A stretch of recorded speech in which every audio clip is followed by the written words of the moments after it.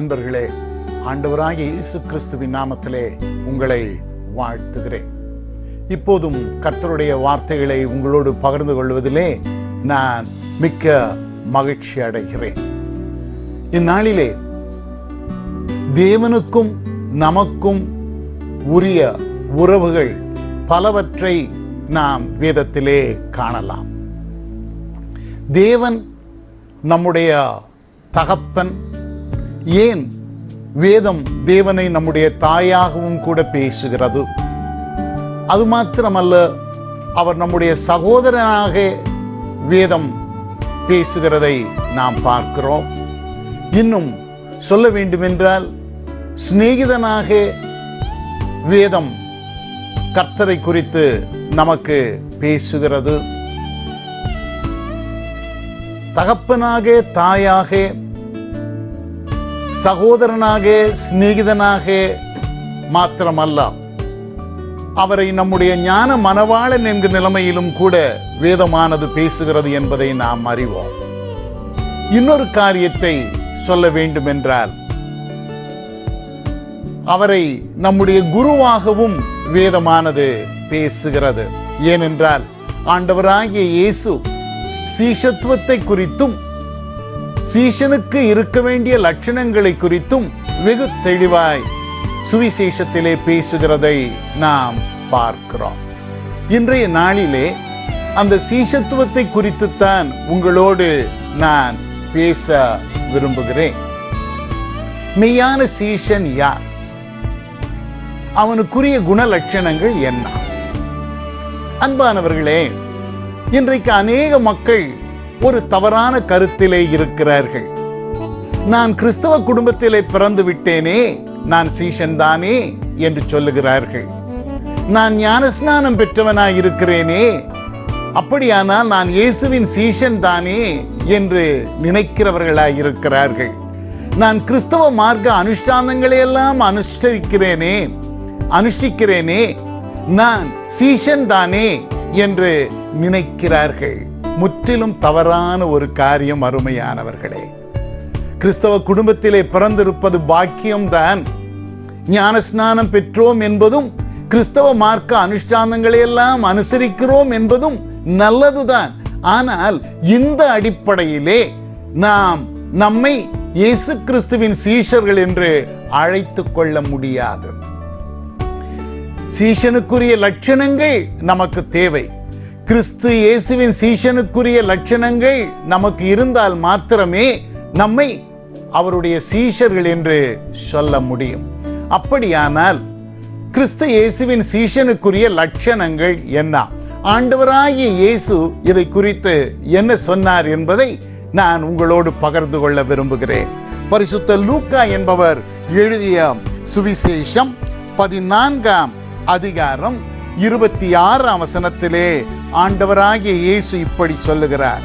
லூக்கா சுவிசேஷம் 14ஆம் அதிகாரம் 26ஆம் வசனம். யாதொருவன் என்னிடத்தில் வந்து தன் தகப்பனையும் தாயையும் மனைவியையும் பிள்ளைகளையும் சகோதரரையும் சகோதரிகளையும் தன் ஜீவனையும் வெறுக்காவிட்டால் எனக்கு சீஷனாயிருக்க மாட்டான்.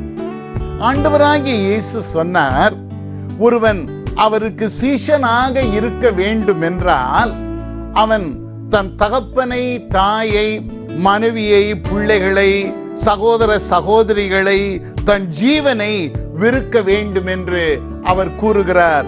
அருமையானவர்களே, இது ஒரு வேடிக்கையான ஒன்றாய் இருக்கிறதல்லவா? இவர்களெல்லாம் வெறுத்து விட்டால்தான் அவருடைய சீஷராய் நாம் இருக்க முடியுமா? யோசித்து பாருங்கள். பெற்றோரை வெறுக்க வேண்டும், மனைவி பிள்ளைகளை வெறுக்க வேண்டும், உடன் பிறப்புகளை வெறுக்க வேண்டும், தன் ஜீவனை வெறுக்க வேண்டும். இதிலே நாம் காண வேண்டிய ஒன்று என்ன தெரியுமா? உன் தகப்பனையும் தாயையும் கனம் பண்ணுவாயாக என்று சொன்ன தேவன் வேறொரு இடத்திலே உன் தகப்பனையும் தாயையும் வெறுத்துவிடு என்று சொல்லுகிறார். அது மாத்திரமல்ல, பிள்ளைகள் கர்த்தரால் கிடைக்கும் சுதந்திரம் என்று வேதத்தில் எழுதப்பட்டிருக்கிறது. அவர்தானே பிள்ளைகளாகிய கர்ப்பத்தின் கனியாகிய சுதந்திரத்தை மனுஷனுக்கு தந்துவிட்டு அதை வெறுத்து விடு என்று சொல்லுகிறார். அது மாத்திரமல்ல, உடன்பிறப்புகளை எடுத்துக்கொண்டால் ஆபத்து காலத்தில் உதவவே சகோதரன் பிறந்திருக்கிறான் என்று வேதம் சொல்லுகிறது. ஒரு இடத்திலே அப்படி சொல்லி மற்றொரு இடத்திலே உன் சகோதரரை வெறுத்து விடு என்று சொல்லுகிறார். இது என்ன நியாயம்? ஆங்கிலத்திலே சொல்லுவார்கள் டபுள் கேம் என்று சொல்லுவார்கள் இல்லைங்களா? ஒருவேளை ஆண்டவர் அப்படி டபுள் கேம் விளையாடுகிறாரா? ஒரு காலம் தேவன் அப்படி செய்யவே மாட்டாரே. அப்படியானால் ஆண்டவராகிய இயேசு சொல்லுகிறதின் கருத்தானது என்ன? தகப்பனையும் தாயையும் மனைவியையும் பிள்ளைகளையும் சகோதரரையும் சகோதரிகளையும் வெறுத்துவிட வேண்டும் என்று சொல்லும் பொழுது ஆண்டவர் சொல்லுகிறதின் கருத்தானது என்ன?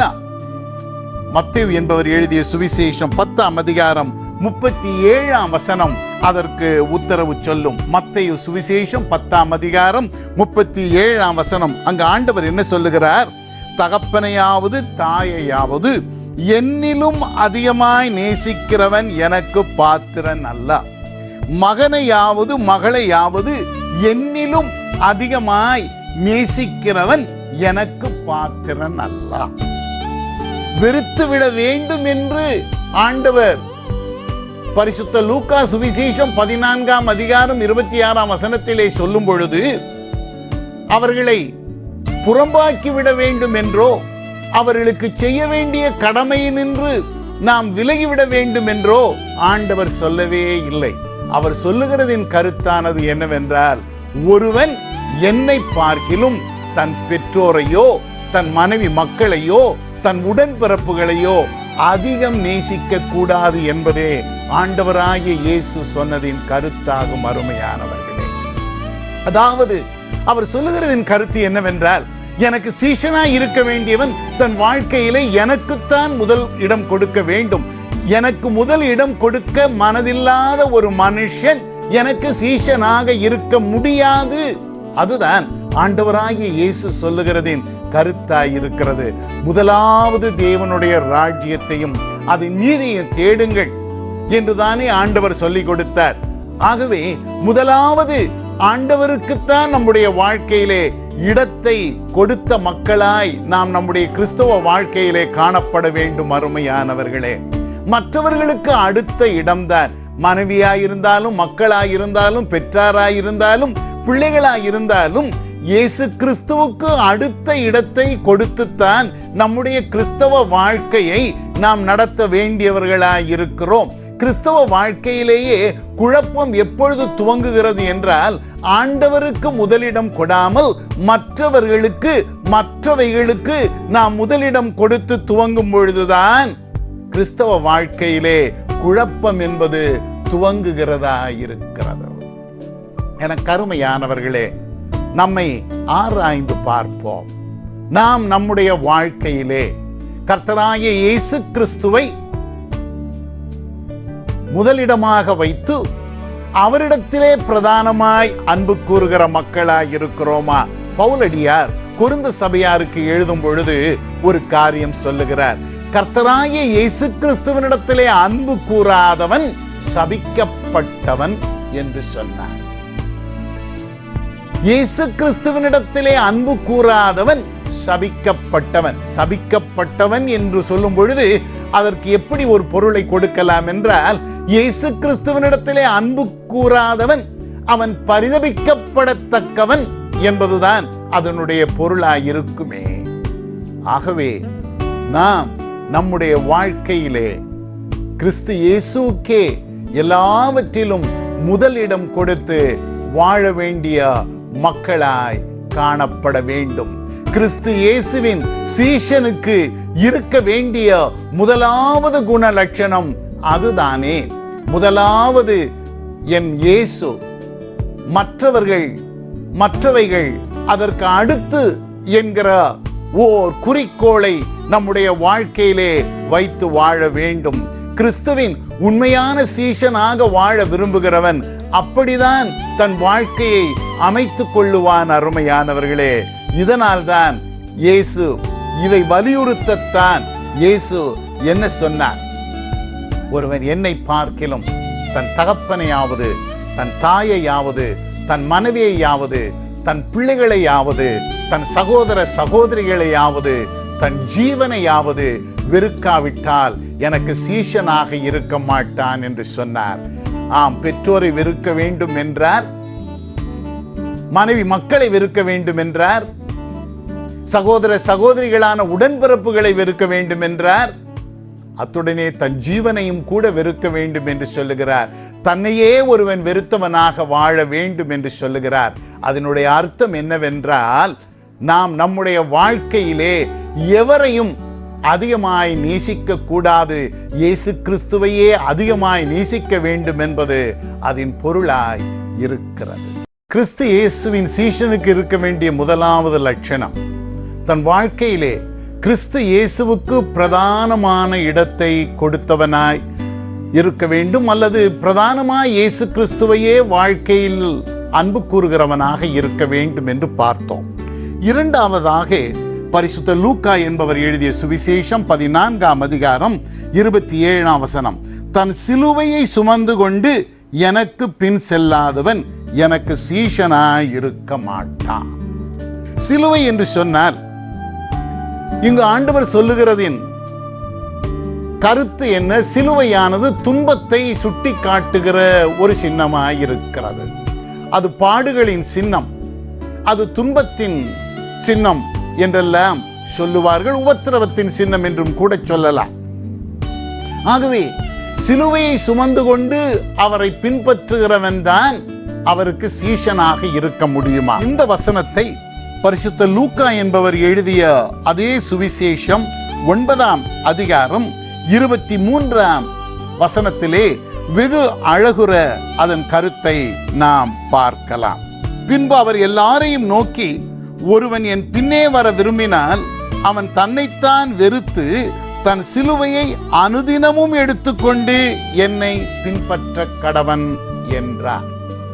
இதிலே பார்க்கும் பொழுது அங்கே லூக்கா சுவிசேஷம் 14ஆம் அதிகாரம் 26ஆம் வசனத்திலே கடைசியிலே சொன்ன காரியம், தன் ஜீவனை வெறுக்க வேண்டும் என்றாரே, அதை இவ்வசனத்திலே முன்னதாகவே கர்த்தர் சொல்லுகிறார். என்ன சொல்லுகிறார்? அவர் தன்னைத்தான் வெறுத்து தன் சிலுவையை அனுதினமும் எடுத்துக்கொண்டு என்னை பின்பற்ற கடவன். அருமையானவர்களே, அதாவது இதிலே நாம் பார்க்கிற ஒரு காரியம் என்னவென்றால், ஆண்டவராகிய இயேசுவின் பின்னே சிலுவை சுமந்து ஒருவன் செல்ல வேண்டும் என்றால், அதாவது அவரை பின்பற்ற வேண்டும் என்றால், அவன் தன்னைத்தான் வெறுத்தவனாக இருக்க வேண்டும். ஒருவன் தன்னைத்தான் வெறுத்தால்தான் அவன் தனக்கு அருமையான மற்றவர்களையும் அவன் அதிகமாக நேசிக்காத நிலையிலே வாழுவான். ஒருவன் தன்னைத்தான் வெறுத்தால்தான் அவன் கர்த்தருக்காக துன்பத்தை சந்தித்து சகிக்கிறவனாக இருப்பான். தன்னை வெறுக்காத நிலைமையிலே ஒருவனை பார்த்து நீ ஆண்டவரை விட மற்றவர்களை அதிகம் நேசிக்க கூடாது என்று சொன்னால் அந்த நிலையை அவன் ஒப்புக்கொள்ள மாட்டான், அந்த நிலைக்கு அவன் எட்டவும் மாட்டான். அதே விதமாக தன்னை வெறுக்காத ஒருவனை பார்த்து நீ இயேசுவுக்காக துன்பங்களை சகிக்க வேண்டும் என்று சொன்னால் அந்த நிலைக்கு அவன் தன்னை சமர்ப்பிக்கவே மாட்டான். ஆகவே அடிப்படையாக நாம் நம்மை வெறுத்த அனுபவம் வாழ்க்கையிலே காணப்பட வேண்டும். அங்கே லூக்கா சுவிசேஷம் 14ஆம் அதிகாரம் 26ஆம் வசனத்திலே தன் ஜீவனை வெறுக்க வேண்டும் என்றார். ஆனால் இந்த 23ஆம் வசனத்திலே தன்னைத்தான் வெறுக்க வேண்டும் என்று சொல்லுகிறார். இதிலிருந்து நாம் ஒரு உண்மையை அறிய விரும்புகிறோம். அருமையானவர்களே, இயேசு கிறிஸ்து தனக்கென்று ஒரு பெரிய கூட்டத்தை சேர்க்க வேண்டும் என்று அவர் விரும்பவே இல்லை. நீங்கள் எல்லாரும் என் பின்னே வாருங்கள், உங்களுக்கு துன்பமே இராது, பாடு இராது, கஷ்டம் இராது, உபத்திரவங்கள் இராது என்று சொல்லி தனக்கு ஒரு பெரிய கூட்டத்தை சேர்க்க ஆண்டவர் விரும்பவில்லை. அப்படி யாரையும் ஆண்டவராகிய இயேசு ஏமாற்றவில்லை. இன்றைக்கு சாதாரணமாய் அநேகர் நினைக்கிறதும் அநேகர் போதிக்கிறதும் இப்படியா இருக்கிறது. இயேசு கிறிஸ்துவை ஒரு மனுஷன் ஏற்றுக்கொண்டால் அவனுக்கு வாழ்க்கையிலே கஷ்டமே இல்லை, துன்பமே இல்லை, பிரச்சனையே இல்லை. இந்த வேதம் சொல்லவில்லையே, இந்த வேதம் அது சொல்லவில்லையே. அது வேறு சுவிசேஷமாய் இருக்கிறது. அது கர்த்தர் சொன்ன உபதேசத்துக்கு முரண்பட்ட ஒன்றாய் இருக்கிறது. ஆண்டவர் தெளிவாய் சொன்னார், உலகத்திலே உங்களுக்கு உபத்திரவம் உண்டு, திடன் கொள்ளுங்கள், நான் உலகத்தை ஜெயித்தேன். இந்த லூக்கா சுவிசேஷம் 9ஆம் அதிகாரம் 23ஆம் வசனத்திலே ஆண்டவர் சொல்லுகிறார், தன்னைத்தான் வெறுத்து என்ன செய்யணுமா? சிலுவையை அனுதினமும் சுமக்கணுமா? அனுதினமும் சுமக்கணும். என்றைக்கோ ஒரு நாளைக்கு சுமக்கிறது என்பதல்ல. ஒரு மனுஷன் அனுதினமும் ஆண்டவருக்காக வாழ விரும்புகிறான் என்றால், ஒரு மனுஷன் அனுதினமும் ஆண்டவருடைய பிள்ளையாக இருக்க விரும்புகிறான் என்றால், ஒரு மனுஷன் அனுதினமும் கர்த்தருடைய வசனத்தை முழுவதுமாய் கடைபிடிக்க விரும்புகிறான் என்றால், அவனுக்கு அனுதினமும் சிலுவையை சுமக்க வேண்டும். இதை அநேக வேளைகளிலே அநேகர் மறந்து விடுகிறார்கள். கிறிஸ்தவ வாழ்க்கை என்று சொல்லுவதே, அருமையானவர்களே, அது பாடு உபத்திரவத்தின் வாழ்க்கையாகத்தானே ஒரு கோணத்திலே நாம் காண்கிறோம். ஏனென்றால் தீமோத்தேயுவுக்கு எழுதும் பொழுது பவுலடியார் தெளிவாய் சொல்லுகிறார், நாம் அவரோடே கூட பாடுகளை சகித்தோமானால் அவரோடே கூட ஆளுகை செய்வோம். அன்றியும் கிறிஸ்து இயேசுவுக்குள் தேவ பக்தியாய் நடக்க மனதாய் இருக்கிற யாவரும் துன்பப்படுவார்கள். கிறிஸ்து இயேசுவுக்குள் தேவ பக்தியாய் நடக்க மனதாய் இருக்கிற யாவரும் துன்பப்படுவார்கள். இதுதான் சத்தியம். அன்பானவர்களே, இன்றைக்கு நம்முடைய கிறிஸ்தவ வாழ்க்கையிலே துன்பங்கள், பாடுகள், நிந்தைகள், அவமானங்கள், கஷ்டங்கள், நஷ்டங்கள் இல்லாமல் நாம் ஒரு கிறிஸ்தவ வாழ்க்கையை நடத்த வேண்டும், நடத்த முடியும் என்று நாம் எதிர்பார்க்க கூடாது. அது வேதத்துக்கு முரண்பட்டது.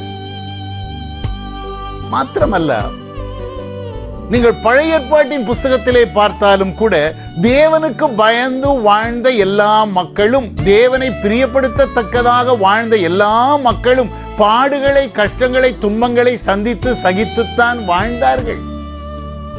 சங்கீதக்காரனுடைய வாழ்க்கையிலே பார்த்தால் அவன் தேவனுக்கு பிரியமாய் வாழ விரும்பி அவன் எவ்வளவான பாடுகளை தன் வாழ்க்கையிலே அனுபவித்தான். அந்த தன் அனுபவத்தின் அடிப்படையிலே தான் அவன் எழுதுகிறான் சங்கீத புஸ்தகத்திலே, நீதிமானுக்கு வரும் துன்பங்கள் அநேகமாயிருக்கும். இல்லையா? கொஞ்சமாயிருக்கும் என்று எழுதவில்லை. நீதிமானுக்கு துன்பமே இல்லை என்று எழுதவில்லை. கர்த்தர் அவைகள் எல்லாவற்றிலும் அவனை விடுவிப்பார். 100க்கு 100 உண்மை. ஆனாலும் நீதிமானுக்கு வரும் துன்பங்கள் அநேகமாயிருக்கும். அதே விதமாய் பவுலடியாரும் கூட ஒரு இடத்திலே சொல்லுகிறார், நாம் அநேக உபத்திரவங்களின் வழியாய் தேவனுடைய ராஜ்யத்துக்குள் பிரவேசிக்க வேண்டும். இந்த 2 வசனங்களையும் பாருங்க, சங்கீதக்காரன் சொல்றதையும் பவுல் சொல்றதையும். நீதிமானுக்கு வரும் துன்பங்கள் அநேகமாயிருக்கும். பவுலடியார் சொல்லும் பொழுது சொல்லுகிறார், அநேக உபத்திரவங்களின் வழியாய் நாம் தேவனுடைய ராஜ்யத்துக்குள் பிரவேசிக்க வேண்டும். ஆம் அருமையானவர்களே, இதை நாம் உணர வேண்டும். இந்த நிலைக்கு நாம் நம்மை ஒப்பு கொடுக்க வேண்டும். கர்த்தருக்காக துன்பத்தை சகிக்க மனதில்லாத மனுஷன், மனுஷி கிறிஸ்து இயேசுவினுடைய சீஷர்களாக எண்ணப்பட மாட்டார்கள். கிறிஸ்து இயேசுவின் சீஷர்களாக அவர்கள் கருதப்பட மாட்டார்கள். இது 100க்கு 100 உண்மை. கிறிஸ்தவ வாழ்க்கை என்று சொல்லும் பொழுது அது துன்பத்தை, பாடுகளை, நிந்தைகளை சந்தித்து சகிக்கிற வாழ்க்கையாகத்தானே இருக்கிறது. பவுலடியார் தீமோத்தேயுவுக்கு அநேக இடங்களிலே சொல்லுகிறார், நீ இயேசு கிறிஸ்துவுக்கு நல்ல போர் சேவகனாக தீங்கை அனுபவி. சில வேளையில் சிலர் சொல்றாங்க, ஐயா, ஆண்டவருக்காக துன்பம், பாடுகள் அனுபவிக்கிறதெல்லாம் இது ஊழியக்காரர்களுக்கு தான் வரும், இது எல்லாருக்கும் கிடையாது.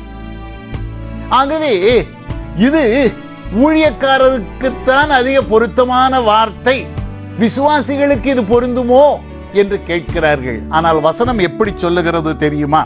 மீண்டும் அந்த வசனத்தை வாசிக்கிறேன், கேளுங்கள். பின்பு அவர் எல்லாரையும் நோக்கி, ஒருவன் என் பின்னே வர விரும்பினால் அவன் தன்னைத்தான் வெறுத்து தன் சிலுவையை அனுதினமும் எடுத்துக்கொண்டு என்னை பின்பற்ற கடவன் என்றார். அவர் சீஷர்களை நோக்கி என்று அங்கே சொல்லப்படவில்லை, அவர் எல்லாரையும் நோக்கி. ஆகவே அருமையானவர்களே, கிறிஸ்துவை பின்பற்ற விரும்பினார் நாம் அவருக்காக பாடுகளை, துன்பங்களை வாழ்க்கையிலே சந்தித்து சகிக்க வேண்டும். பவுலடியார் பிலிப்பிற்கு எழுதும் பொழுது என்ன சொல்லுகிறார்?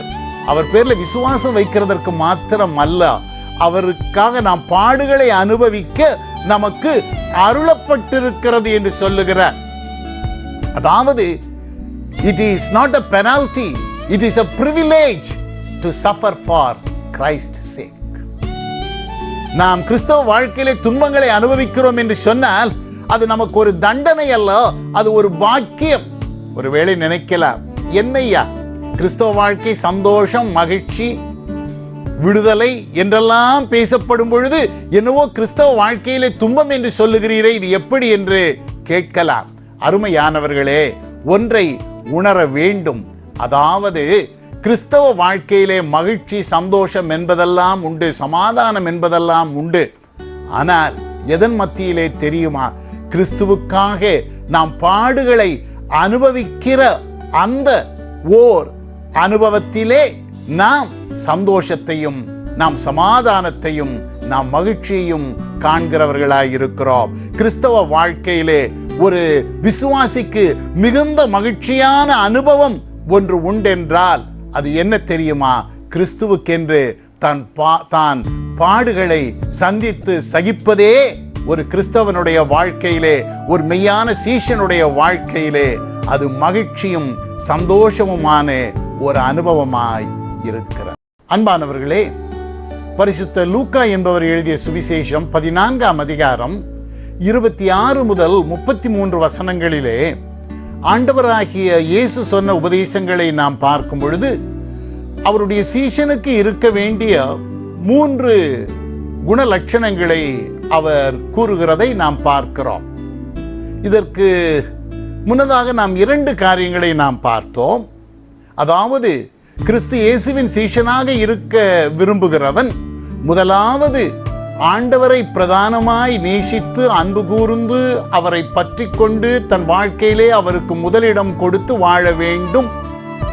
மற்றவர்களுக்கு அடுத்த இடம்தான் என்கிற ஒரு உண்மையை நாம் பார்த்தோம். இரண்டாவது, இயேசு கிறிஸ்துவின் சீஷனாக இருக்க விரும்புகிறவன் ஆண்டவருக்காக தன் வாழ்க்கையிலே பாடு, துன்பங்கள், கஷ்டங்கள் எல்லாவற்றையும் சந்தித்து சகித்து வாழ வேண்டியவனாக இருக்கிறான் என்கிற உண்மையை பார்த்தோம். மூன்றாவது, இங்கே ஆண்டவர் இன்னொரு குணலட்சணத்தை கூறுகிறார். சீஷனுக்கு இருக்க வேண்டிய 3வது குணலட்சணத்தை நாம் இங்கே பார்க்கலாம். பரிசுத்த லூக்கா என்பவர் எழுதிய சுவிசேஷம் 24ஆம் அதிகாரம் 33ஆம் வசனம். அப்படியே உங்களில் எவனாயிலும் தனக்கு உண்டானவைகளை எல்லாம் வெறுத்து விடாவிட்டால் அவன் எனக்கு சீஷனாய் இருக்க மாட்டான். அருமையானவர்களே, பெற்றோரை வெறுத்துவிடு என்றார், உடன்பிறப்புகளை வெறுத்துவிடு, மனைவி மக்களை வெறுத்துவிடு என்றார், சகோதர சகோதரிகளை வெறுத்துவிடு என்றார். பிறகு உன் ஜீவனை வெறுத்து எனக்காக நீ பாடுகளை அனுபவி என்றார். இப்பொழுது சொல்லுகிறார், ஒருவன் தனக்கு உண்டானவைகள் எல்லாவற்றையும் வெறுத்துவிட வேண்டும், அப்பொழுதுதான் அவன் எனக்கு சீஷனாக இருக்க முடியும் என்று கூறுகிறார். நமக்கு உண்டானவைகள் எல்லாவற்றையும் நாம் வெறுத்துவிட வேண்டுமா? பவுலடியார் இதற்கு ஒரு நல்ல சிறந்த மாதிரியாக நமக்கு காணப்படுகிறார். அருமையானவர்களே, பவுலடியார் பிலிப்பிற்கு எழுதிய நிருபத்தில் அவர் இப்படியாய் தன்னை குறித்த ஒரு காரியத்தை சொல்லுகிறதை நாம் பார்க்கிறோம். பவுலடிகளார் பிலிப்பிற்கு எழுதின நிருபம் 3ஆம் அதிகாரம் 7-8 வசனங்களிலே என்ன கூறுகிறார் என்பதை நாம் பார்ப்போம். ஆகிலும் எனக்கு லாபமாய் இருந்தவைகள் எவைகளோ அவைகளை கிறிஸ்துவுக்காக நஷ்டம் என்று எண்ணினேன். அது மாத்திரமல்ல, என் கர்த்தராகிய கிறிஸ்து இயேசுவை அறிகிற அறிவின் மேன்மைக்காக எல்லாவற்றையும் நஷ்டம் என்று எண்ணிக்கொண்டிருக்கிறேன் என்றார். 11ஆம் வசனத்திலே இன்னும் எப்படி சொல்லுகிறார் பாருங்கள். அவருக்காக எல்லாவற்றையும் நஷ்டம் என்று விட்டேன், குப்பையுமாக எண்ணுகிறேன். சாதாரண மனுஷன் அல்ல பவுல், ஒரு சிறந்த பரிசேயன். நியாயப்பிரமாண நீதிகளை எல்லாம் கடைபிடித்தவன். ஒரு இடத்திலே சொல்லுகிறார், நியாயப்பிரமாணத்தின் ரீதிகளை நான் கடைபிடித்தவன், நான் அதன் முன்னிட்டு நான் குற்றஞ்சாட்டப்படாதவனாக காணப்படுகிறேன் என்றெல்லாம் கூறுகிறார். அது மாத்திரமல்ல, பெரிய ஞானியாகிய கமாலியலுடைய பாதத்திலே அமர்ந்து படித்த ஒரு மனுஷன், ஒரு பெரிய ஞானி, அவர் சொல்லுகிறார், கிறிஸ்து இயேசுவை அறிகிற அறிவின் மேன்மைக்காக எனக்கு லாபமாயிருந்த எல்லாவற்றையும் நான் நஷ்டம் என்று விட்டேன், அவைகளை குப்பையுமாக எண்ணுகிறேன். அதாவது என்னுடைய பக்தி, நியாயப்பிரமாணத்தின் பேரிலே எனக்கு இருந்த ஒரு வைராக்கியம், நான் கற்ற கல்வி, நான் அடைந்த ஞானம், என்னுடைய அந்தஸ்து, இவைகள் எல்லாவற்றையும் பார்க்கும் பொழுது அவைகளெல்லாம் கர்த்தராகிய இயேசு கிறிஸ்துவை அறிகிற அறிவோடு ஒப்பிடும் பொழுது இவைகளெல்லாம் ஒன்றுமில்லை எனக்கு.